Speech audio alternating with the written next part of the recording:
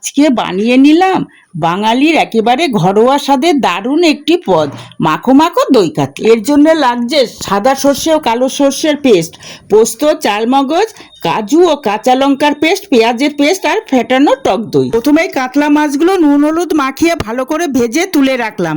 এবার সেই কড়াইতেই তেল গরম করে আলুগুলো দিয়ে দিলাম। সামান্য নুন দিয়ে আলু ভেজে নিয়ে যোগ করলাম পেঁয়াজের পেস্ট।